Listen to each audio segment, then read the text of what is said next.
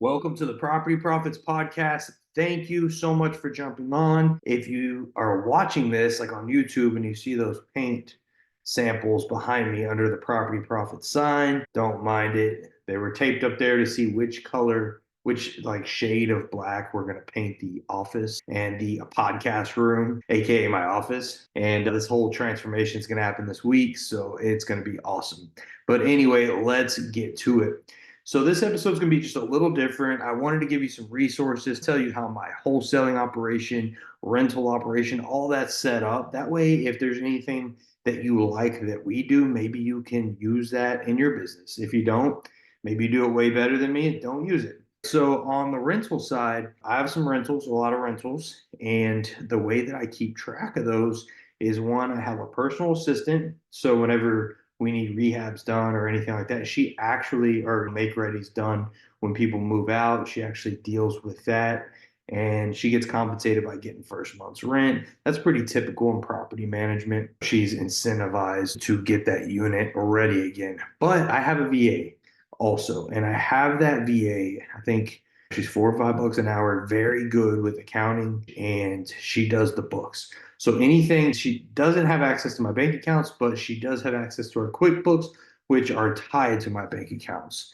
So any transactions that come in or go out, she sees it through QuickBooks. She codes it all day, every day. So we stay on top of the books there. But also on the rental side, we use AppFolio. I think you have to have like maybe 50 doors or more to use it. I'm not sure. So you might check. But we use AppFolio. It's pretty cool software, very complicated, but really cool. And people could pay online, all that stuff through it.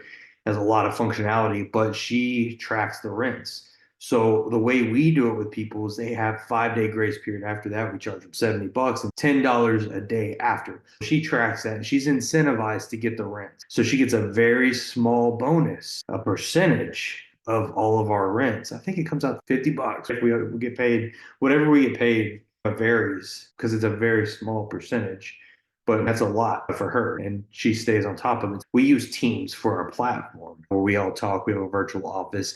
I'm not an office guy. I like the virtual office. I like that we can meet on Zoom and on Teams and do things on the road and out and about while we're traveling and doing whatever works for us. But anyways, so she'll send in a thread that we have rentals or whatever it is. Here's what our delinquent list is right now. Here's the receivables we're waiting for in AppFolio. Because once a tenant does pay AppFolio, it gets banked and it has to clear and all that stuff. So we know what's pending and we know who's all delinquent. On the 6th day, in Texas, you need a 3 day notice to pay or vacate. She creates all the 3 day notices. She sends them to the property, or I said property manager, sends them to my assistant, and my assistant disperses to our handyman or whoever she has in those areas to go slap those 3 day notices on the doors. That way our tenants are trained, they get paid, or if we need to do an eviction, it happens right away, minimizes costs. So that's how we run the property management part. On the wholesale side, we have Teams. Also, when I say Teams, it's Microsoft Teams platform. And I have, let's see, 3 female VAs. They call all day and tee up the leads, get us warm leads. Not on cold call lists, but usually like on mailers, or we have partners that have like TV commercials or whatever. There's leads coming in, they're talking to them, they're making sure they want to sell, and then they put them in a warm VA lead pipeline in our CRM. We have a closer VA that goes in and closes those leads. We also did that with RV and mobile home parks. So the girls will call these parks all day. We'll pull our own cold list there. So if those lists, they're expired or we think that they have motivation, we'll pull those lists and they'll call them and say, hey, do you want to sell? And if they say yes, cool, my boss is going to call you. Then I go in and call. I'm going to start training my closer to take care of those, but they're just more sophisticated deals. So it just involves some training. So I haven't got him on the RV mobile home park thing. But this is all with VAs. So it's really cool. Like a lot of people think that VAs can't do these high level tasks, but man, if you pick competent people, because they are people just like you and I, like they can do things just like you and I. So that's how we built our team. So we use Teams to communicate and to store our files, SOPs. And here's another thing. Whenever we hire on VAs to train, we have them go through our training, which we didn't have from the beginning. So if you don't have any training, start today. So just like I'm on this podcast right here, I would have videoed this, and I was just checking to make sure I was video, and I was like, man, I hope we recorded this. But anyway, I would video this and I would put it in an SOP file, or I would tell my VA, hey, make sure you transcript this. I forgot what AI service they use, but make sure it's transcripted. It's a written SOP and the video that way, and you name it, like whatever this is going to help most towards. Like this would be like, I don't know, processes for wholesaling and rental management with VAs. I don't know, whatever. But everything needs to be recorded. Whenever I hire somebody, I don't do the training anymore, but early on I did. And I said, I'm not going to tell you this more than once.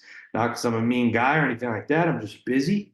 So I'm going to give you this video, this recording. It's going to be in our training files. If you need anything, go back to the video because we're going to address it right here. And make sure you ask every question that you're going to have right now. And that makes them take it more seriously too. And I know that if I am very clear, communicative, and I answer everything, they're going to know right here too. So I figured this stuff could really help y'all if you're getting started, already started, or you're like, man, maybe I could use VAs to help me with this stuff. They literally help us with everything: bookkeeping, acquisitions, and dispositions. I didn't mention that.